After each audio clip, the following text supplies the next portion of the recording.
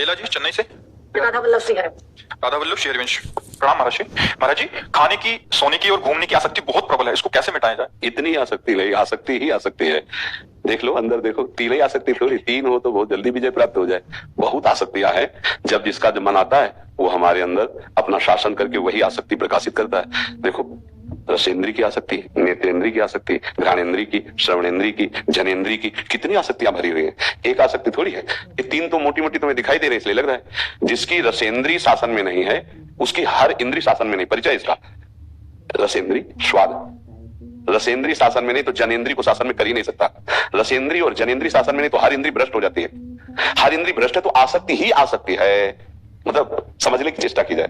अब इन आसक्तियों को काटने के लिए जैसे कोई नदी जा रही है तो उसको सीधे नहीं रोका जा सकता। हमारे पूरे सिस्टम का प्रवाह माया की तरफ जा रहा है जा रहा है। बहुत अच्छे से समझिए, है ना माया की तरफ। हम अपने को शरीर मान रहे हैं, ईमानदारी वाली बात है, ज्ञान बगाड़ने की बात अलग है। जब प्राणों को भूख लगती तो मुझे भूख लगती है, प्राणों को प्यास लगती तो मुझे प्यास लगती है। उस समय ये नहीं लगता कि प्राणों को लग रही है, क्योंकि इतना तदात्म है। और मन की जो मांग होती है वो लगता है मेरी मांग है, इंद्रियों की जो मांग होती है वो मेरी मांग लगती है। बहुत सिस्टम गलत हो गया है, माया के प्रवाह में बह रहा है। अब उसको सीधे नहीं रोका जा सकता। पक्का समझना कि आज से हम कसम खाते हैं, सबको तुम्हारी कसम वसम सब बह जाएगी। थोड़ी देर बांध रुकेगा ना और प्रवाह आएगा तो फाड़ के फेंक देगा उस तुम्हारे संकल्प को और उस बांध को, और वो निकल जाएगा। बुद्धिमान आदमी अगर नदी की धारा को रोकना चाहे तो दोनों तरफ पहले नहरें निकाले, उसके प्रवाह को कम करे। पानी कुछ इधर बटा कुछ इधर बटा, अब सामने बांध लगाओ तो पानी दो भागों में बह जाएगा, आपका बांध टिक जाएगा। वो दो जो इस साइड में और इस साइड में, तो संसार के इधर है अनुकूलता, इधर है प्रतिकूलता। अनुकूलता और प्रतिकूलता के बीच धारा में हम बहते हुए चले जा रहे हैं। अब जब तक समतुलता नहीं आएगी तब तक धारा रुकेगी नहीं, उसको हमें बदलना पड़ेगा। भगवान का नाम और भगवान की सेवा रूपी दो नहरें निकालते हैं। रहना उसी माया समुद्र में ही है, इससे कहीं बाहर नहीं जाना। वो नदी बह रही है, ये संसार की माया की नदी। अब बगल से धाराएं निकाली। आज से हम शुरू करते हैं पहली धारा नहर नाम की, राधा राधा राधा राधा राधा। दूसरी धारा सेवा की। घर में ठाकुर जी विराजमान करो और सबके हृदय में ठाकुर जी ऐसी भावना करो। माता पिता पति पत्नी पुत्र परिवार मोहल्ला गांव राष्ट्र विश्व, हमको इतना विस्तार करना पड़ेगा। एक सेवा और एक नाम जप। सेवा शब्द का थोड़ा अर्थ समझ लीजिए, जिसमें किसी से कुछ लेने की बदले की भावना, उसे सेवा नहीं कहते। अगर हम माता पिता की सेवा कर रहे हैं, हमारे अंदर एक भावना है कि माता पिता के पास कोई रिश्ते नातेदार पड़ोसी आया और वो हमारी बड़ाई ना करके हमारी निंदा किए तो हमारी वो सेवा नहीं मानी जाएगी। जब अगर हम उनकी उस तरह से पुनः सेवा नहीं करते, लगेगा ना मन में कि सेवा करते हैं फिर भी निंदा करते हैं, तो भोगो फिर।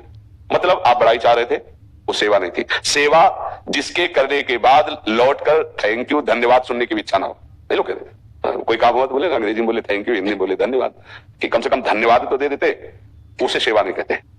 ना हमें ठाकुर जी से मांगना है और ना हमें किसी और से मांगना है। तो आप देखोगे ना मांगने से हुआ क्या, आपके अंदर जमा हो गई आध्यात्मिक शक्ति, सेवा शक्ति, नाम शक्ति। अब इस शक्ति ने तुम्हारी सारी आसक्ति को बांध दिया। जो आसक्ति की धारा जा रही थी ना, एक दिन देख लेना, जहां नाम का रंग चढ़ता है, सेवा का बल हृदय में जागृत होता है, तो विषय भोग, निद्रा, हंसी, जगत प्रीति, बहुबात, ये पांच चीजें बिल्कुल फीकी लगने लगती है। ये पहचान है नाम जप की और सेवा की।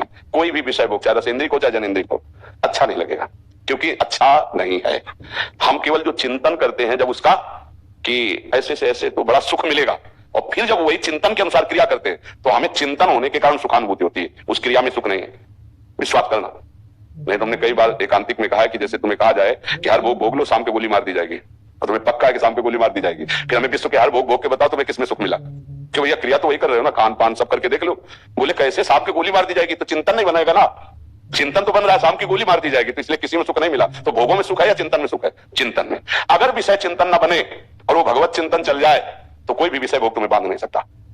देह रहते हुए विदेह स्थिति का समझते हो, यही मतलब। चिंतन खत्म, चिंतन परमात्मा में, तभी समस्त आसक्तियों पर विजय प्राप्त की जाएगी। तो दो बात पकड़ लो, पहला है नाम जप, राधा राधा राधा हर समय, और दूसरा है सेवा। थोड़ी देर अपने घर के मंदिर में ठाकुर जी विराजमान, उनकी सेवा, फिर परिवार की सेवा, फिर समाज में जो तुम्हें कर्तव्य पर मिला है, कोई सैनिक है, कोई व्यापारी है, कोई किसान, वो सब भगवत सेवा। आपका व्यवहार सबसे पवित्र मृदु और भगवत भाव से हो तो नाम जप और सेवा से सबकी आसक्ति आती जाएगी। अगर एक छोटा व्यसन बढ़ गया तो आप उसे नहीं छोड़ सकते, फिर बड़ी बड़ी आसक्तियां शरीर की, परिवार की, मोह की। नाम जप, ठाकुर सेवा, उसी भाव से संपूर्ण कर्तव्य कर्म सेवा, तो आप समस्त आसक्तियों से रहित हो जाएंगे। अगर हमारी बात पकड़ में आ रही हो तो पकड़ लो, क्योंकि अध्यात्म है। अगर नहीं पकड़ पाओगे तो यहाँ लड्डू पेड़ा जंतुर राख का प्रसाद तो मिलता नहीं होता। बबूत दे दिया, लड्डू पेड़ा दे दिए, सेव संतरा दे दिए, जंतु यहाँ तो वो मिलता नहीं, और इससे वो होना नहीं, इससे आसक्ति मिट जाए, आज तक ऐसा नहीं। नाम जप, ठाकुर सेवा, परिवार सेवा, समाज सेवा, राष्ट्र सेवा, सेवा के बदले में कोई चाह नहीं, माया पर विजय प्राप्त कर लोगे। यही आसक्ति माया है। देखो इसका नाम क्या है, आसक्ति। नाम क्या है इसका? जा नहीं सकती जाना बहुत कठिन है, जाती नहीं, आसक्ति है। शरीर में आसक्त हो जाना, पति पुत्र में, परिवार में, ये स्वाभाविक आसक्ति हो सकती है। और एक बार आसक्ति हो गई तो यही एकांतिक में सब मिलते रहते हैं। वो कह रहे थे किसी लड़की से हमारी आसक्ति हो गई, उसका ब्याह हो गया दूसरी जगह, अब हम तो जी नहीं सकते। और हालत बेचारे की ऐसी थी, वो डिप्रेशन में एकदम था कि मैं जी नहीं सकता। क्या हुआ? आसक्ति। उसने आसक्ति नहीं की तो भैया हमें तो ये दिख रहा है कि हमें आसक्ति कहां करनी है। अब हम जबरदस्ती आपको अपना प्यारा मान लिया और आप उसको प्यारा माने हुए हो, तो अब हमारी मूर्खता है। हम क्यों माना? हम अपनी आसक्ति क्यों दी? हम आसक्ति बहुत संभाल के दे, जहां हमारी जरूरत है वहां दे। अब वो आसक्ति में इस दशा के था कि लाख समझाने पर भी अब वो आसक्ति उसको चैन नहीं लेने देगी। ऐसे ही एक आसक्ति पुत्र की, पुत्र पधार गया, भगवान उस पर श्रद्धा खत्म हो गई, डिप्रेशन में चला। एक आसक्ति, कितनी आसक्तियां हैं जो हमारा सर्वनाश कर रहे हो, हम जान नहीं पा रहे। इन्हीं आसक्तियों से मुक्त होने के लिए दो उपाय, सिद्ध उपाय बता रहे हैं। सब में भगवत भाव करके, जिससे जो हमारा धर्म पूर्वक कर्तव्य है उसका कर्तव्य कर्म करें, घर में ठाकुर सेवा विराजमान करें, नाम जप करें, सब हो जाएगा। चाहे जितना ज्ञान बघारो, रहना इसी शरीर में है, आसक्ति भोगों में है, वो ज्ञान काम नहीं करेगा। मैं शरीर नहीं हूं, ये जपते रहोगे और पहुंच जाओगे वहीं जहां पाप होता है। हमारी बात समझना, ज्ञान जो है वो बोलने की चीज नहीं, वो स्थायी अंदर आने की चीज है। वो बिना भजन के आएगी नहीं, बिना भजन के टिकता नहीं। अच्छा ये बताओ, विश्व में किसको ज्ञान नहीं कि मरेगा? बताना है सब। गांव में तो हमने देखा है कि जब कोई पधारता है ना, तो वो जोर से चिल्ला के बोलते हैं राम नाम सत्य है। अपने ब्रज में बोलते हैं कृष्ण नाम सत्य है, गोविंद नाम, ऐसे ऐसे बोलते हैं। यार जान नहीं रहे तुम क्या बोल रहे हो? भगवान का नाम सत्य है और ये सब असत्य है, वो खुद बोल रहे हैं। अच्छा उनसे पूछो कि ये जो मरे तुमको भी, तो वो कहेगा हाँ मरना है एक दिन। तो यार जब मरना है तो अच्छी कमाई करके मरो यार, गंदी कमाई काहे को करते हो? तो क्या ये ध्यान देता है मुझे मरना है, मैं पाप कर्म करने जा रहा हूं, मैं अधर्म का पैसा ले रहा हूं, मैं निर्दोष को दंड दे रहा हूं? क्या याद है? उस समय याद है तुम्हें मरना है? अगर याद रहे ना तो पापाचरण ही ना हो। ज्ञान तो हमें लगता है सबको है, जितना ज्ञान भगवान की प्राप्ति करा सकता है उतना सबको है, नहीं है? चोरी नहीं करना चाहिए, पता है सबको। अपना प्रतिकूलानि परेशान न समाचरित। क्या आपके साथ चोरी हो तो आपको अच्छा लगेगा? नहीं, तो फिर आप चोरी क्यों करो? आपकी बहन बेटी पत्नी की तरफ कोई गंदी दृष्टि से देखे तो आपको अच्छा लगेगा? नहीं।